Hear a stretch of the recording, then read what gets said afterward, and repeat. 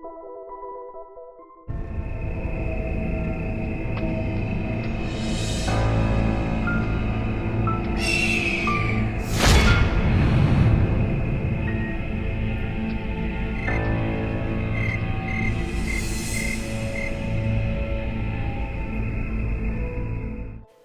everybody, it's Susan. Welcome back to my channel, or welcome to my channel if you're new here. I just wanted to first just formally thank you guys for all of the love, the kind words, the warm welcome back after my little extended break from my YouTube channel. I really do appreciate it. You guys are awesome, and thank you to everybody who has stayed with me through all this time, and welcome to all the new people who have decided to join us here. I hope that you guys will find this to be just a fun, safe place for everybody to have a good time and discuss some horror movies. For this video, I did want to go ahead and keep it kind of Halloween franchise centered. For the fact that I'm really excited about Halloween Kills, as I know a lot of people are, and maybe I'll mention some things or we'll kind of talk about it while I'm doing this. But obviously I do have on one of my Halloween shirts today. I don't know if you can see it. I apologize if you can hear sirens. There were really weird loud sounds earlier, and then a ton of police and fire sirens. So I'm not sure what is going on, but something is definitely happening. I had started to work on a video before I took my little extended break from YouTube, and one of the things that I covered in that video I do want to incorporate into this video, and that is the Trick or Treat Studios Michael Myers figure. This is the 1978 Michael Myers figure from Trick or Treat Studios. It was the first figure that they have done. They do have other versions of Michael Myers. Let's go ahead and take a look at that first. Okay, so here is the outer packaging of the 1/6 scale Halloween 1978 Michael Myers figure from Trick or Treat Studios, with that nice window box presentation, some information about Michael on the left side with a still from the movie, and that backdrop behind him in the box. Then obviously you have the molded plastic with all of his accessories, including the alternate hand and his knife. Everything is really packaged very, very well. So it did take me a while to actually get all of this open and out of the box, so you don't have to worry about it being safely kept in the box if you are an in-box collector. That said, I removed him from the box, and these are the accessories, the knife and the hand. Now for the figure, I really do think the sculpt and the paint job was really well done. I love that this figure has actual cloth clothing. That's a really nice added detail. I think it kind of brings some of these collectible figures to life as far as display purposes are concerned.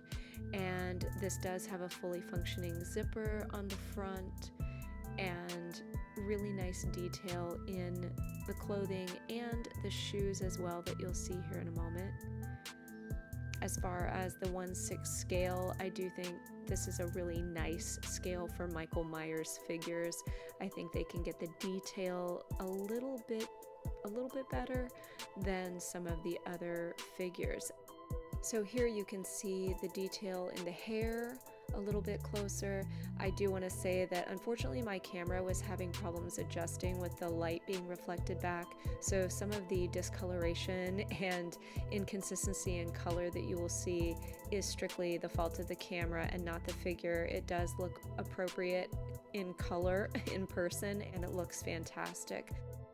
For this being Trick or Treat Studios' first 1/6 scale Michael Myers, I'm really impressed with it. So if you are a Halloween and Michael Myers collector, I definitely recommend adding this figure to your collection. It is a great first time out for Trick or Treat Studios, and now they have other Michael Myers figures available as well. That was the 1978 Halloween Michael Myers figure by Trick or Treat Studios. What did you guys think of it? What do you think of it compared with some of the other Michael Myers figures? I know right now everyone's coming out with something. Waxwork Records has some figures, and I did order the Michael Myers one. They do also have, what is really cool, the 3 trick-or-treaters from Halloween 3. I think those are really nice as well. So let me know if you are already familiar with those or not. But I will show you guys when that Michael Myers figure arrives. I'll kind of dig in a little deeper on Halloween Kills. I just thought that I would highlight one crystal in this video, and that is this smoky quartz crystal skull.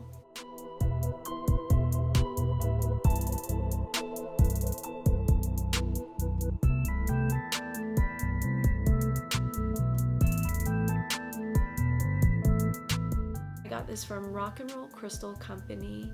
They do have an amazing selection of crystal skulls.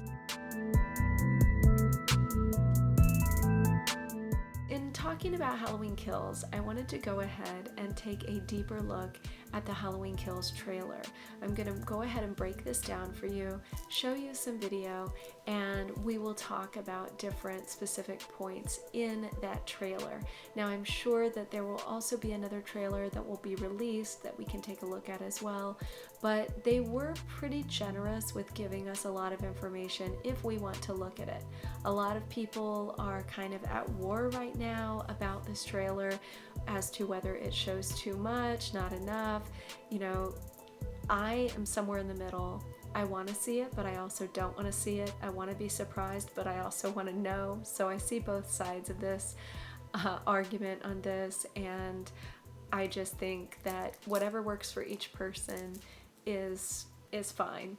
I will go ahead and break this down though, because I am very curious, and now that it is there for us to see, I want to take a deeper look at it and see if we can figure out anything additional about the movie that we did not already know.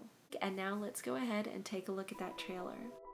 The trailer opens where we pick up from the end of Halloween 2018 on the same night with a shot of Laurie Strode's house burning down. Cut to Laurie and Allison and Karen in the back of the truck on the way to the hospital, seeing the fire trucks and ambulances headed toward the house. Allison and Karen scream no while Laurie yells, "Let it burn." So far, there's really nothing additional that we can figure out from these clips. Back to the house, where a firefighter falls through the floorboard and another firefighter reaches for his hand to help him, tells him to grab his hand. Cut to that actually being Michael Myers, being the hand that is grabbing back. Then it cuts to black, and then we see Michael Myers emerging from the burning house with what appears to be a pickaxe in his hand. We then get a close-up of Michael Myers as he approaches the other firefighters that are outside of the house, and then we see in silhouette him impale one of the firefighters with that pickaxe. Then the camera cuts to the point of view of inside one of the firefighters' helmets, which is being smashed in by Michael Myers. Then he basically goes on a rampage and kills another firefighter with a circular saw. We then have another cut to black, and then re-emerging Michael Myers once again in the front yard of Laurie Strode's burning home, and then cut to the Universal logo, followed by the Miramax logo, and then finally the Blumhouse Productions logo.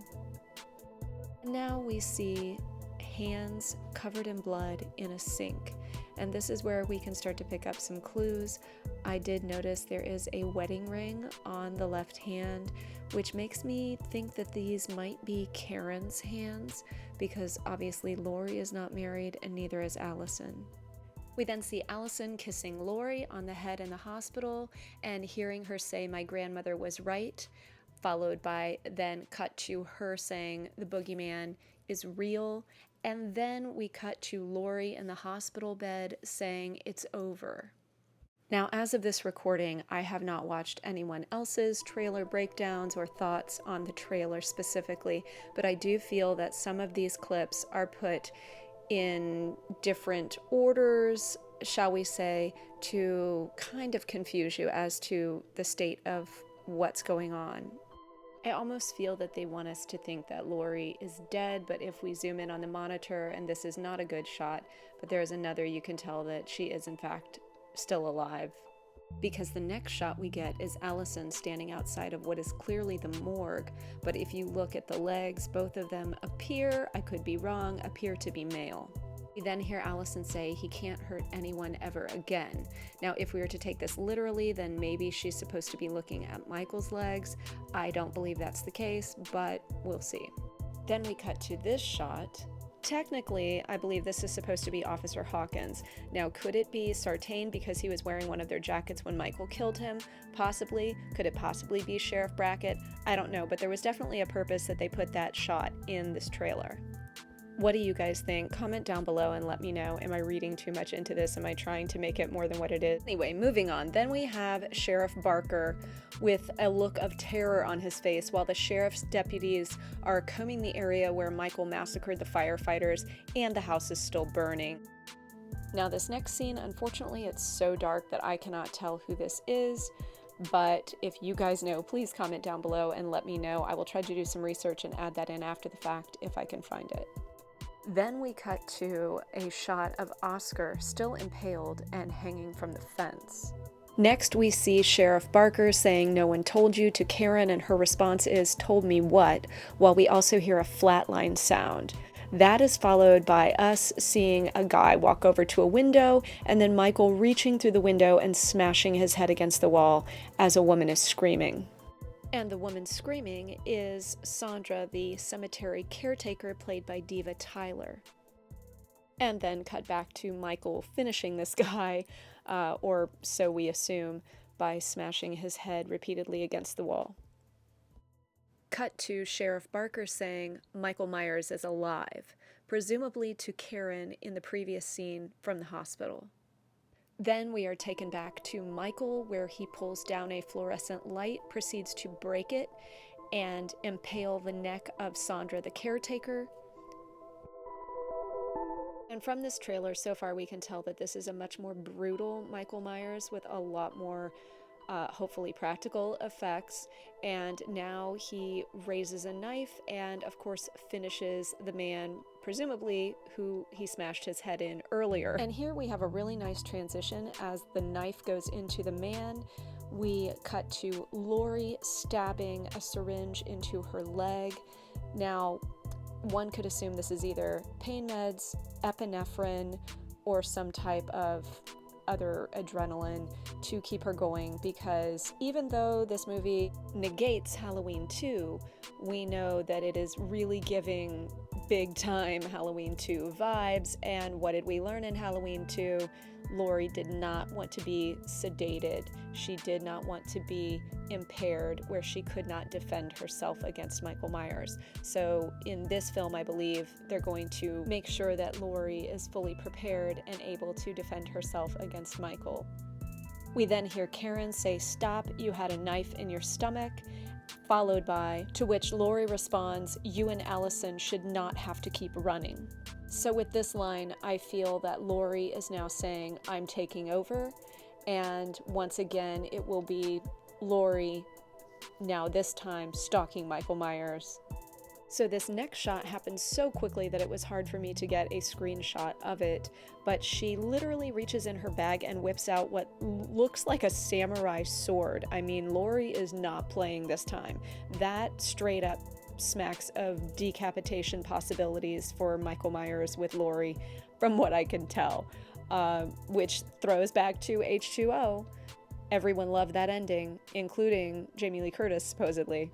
And of course, we have Karen in disbelief, shock, horror, freaking out, as always, to which Lori says to her, "Evil dies tonight." We then get from executive producer John Carpenter while we are hearing a voiceover of someone screaming to open the door.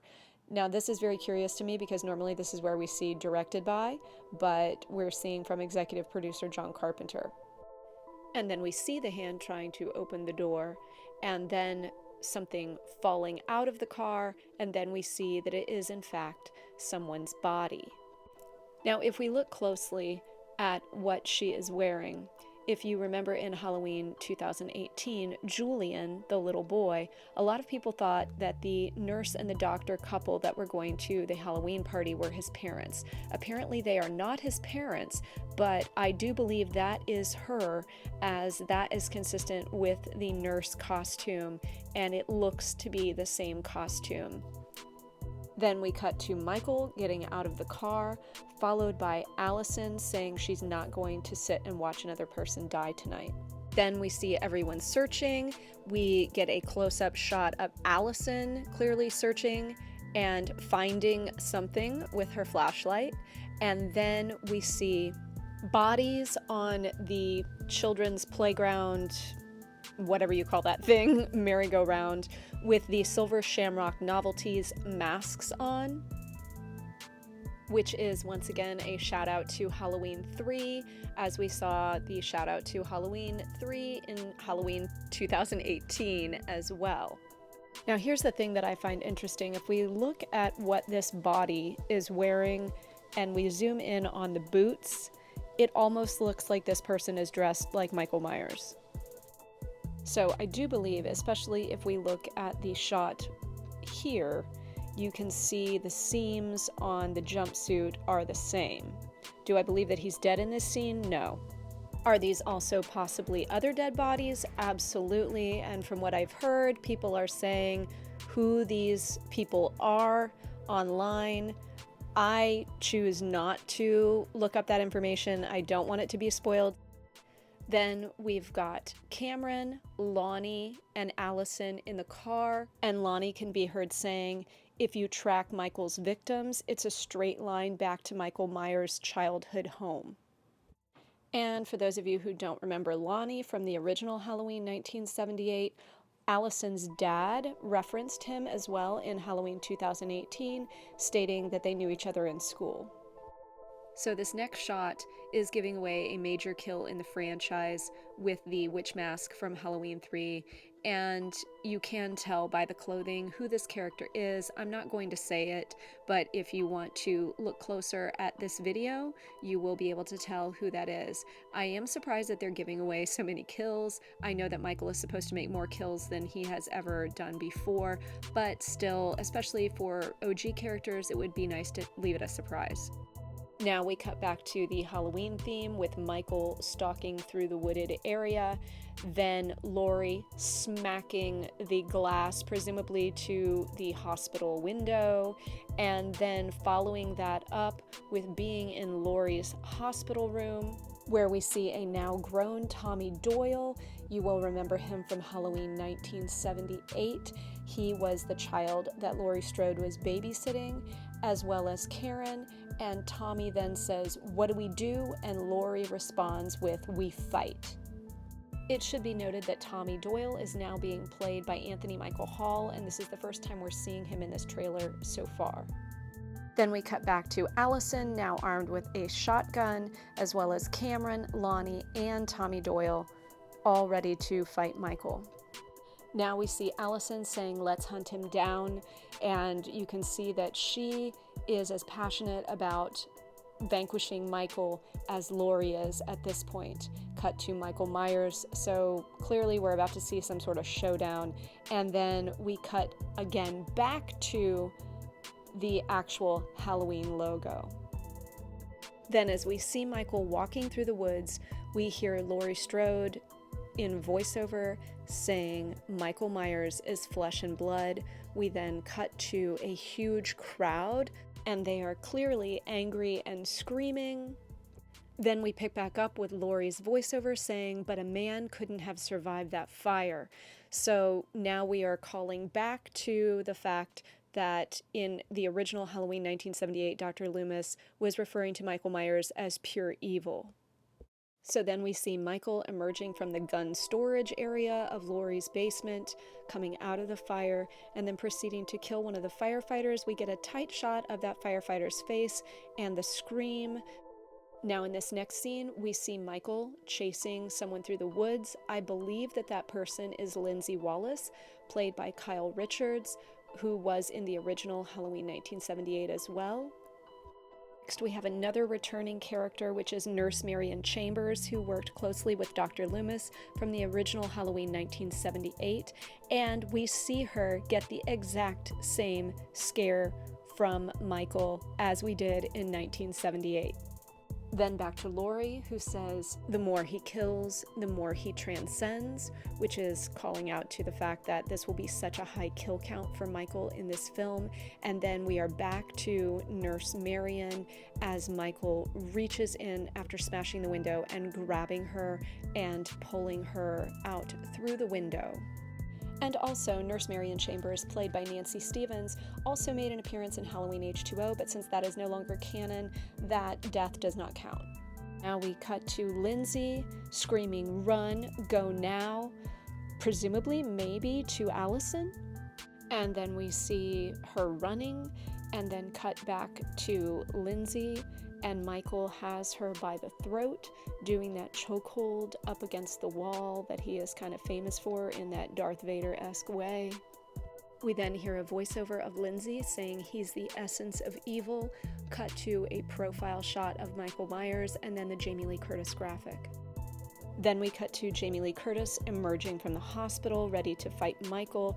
We see people pounding out the windows and doors, glass window door of the hospital. So not really sure what's going on there. What do you guys think? Let me know down below. Then we cut to seeing Cameron very quietly and cautiously entering somewhere. He does have a gun, but there is a key point here that I'd like to focus in on. If you look at that banister, I do believe that this means he is in Michael Myers' house. He then slowly turns the gun and points it upward, but then all of a sudden we see Michael come out of nowhere and attack him. Cut to Allison with the shotgun coming for Michael, Michael grabbing that shotgun. There is a really quick flash of a jack-o'-lantern here as well, but I literally could not even capture it. It happened so quickly. And now we see Allison also has what appears to be Michael Myers' knife and proceeds to try to stab him with it. So this is kind of telling because she had the knife in the beginning of the film, but then as we get a closer look when Michael turns the knife on her, to me, the blade looks too thin for it to be Michael's knife, so I feel like this is a different knife that was procured elsewhere in the film.